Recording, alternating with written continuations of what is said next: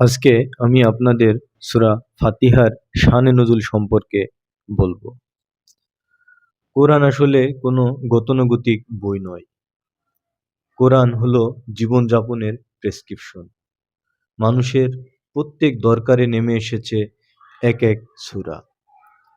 তো কোন দরকারে কি প্রেক্ষাপটে নাজিল হয়েছে এক একটা আয়াত, তার দলিল দস্তাবেজকেই বলে শানে নজুল।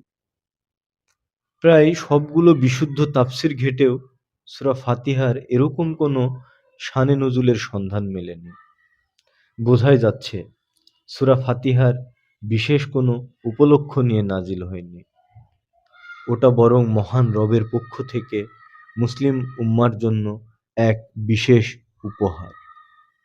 তবে হ্যাঁ, সূরা ফাতিহা যখন নাজিল হয় তখনকার মক্কার চালচিত্র ঘাটাঘাটি করলে কিছু ব্যাপার বুঝতে পারা যায়। যেমন, তখন পবিত্র কাবা ঘরের আশেপাশে বিস্তর মূর্তি পূজা হতো।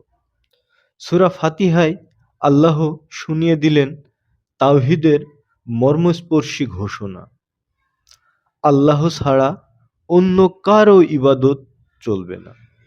মূর্তি তো দূরে থাক, অন্য কোনো বিশ্বাস বা মতবাদেরও পূজা করা যাবে না। আবার ইসলামের ছায়াতলে আসায় তখনকার মুশরিকরা মুসলিমদের ওপর অকথ্য নির্যাতন চালাচ্ছিল। সূরা ফাতিহায় আল্লাহ শোনালেন সান্ত্বনার বাণী, একটু সবুর করো, বিচার দিনে যার যা পাওনা সব মিটিয়ে দেওয়া হবে। আর শেষমেশ সরল পথ চাইতে বলার মাধ্যমে সমগ্র মুসলিম জাতিকে তিনি গেঁথে দিলেন একই সুতোয়।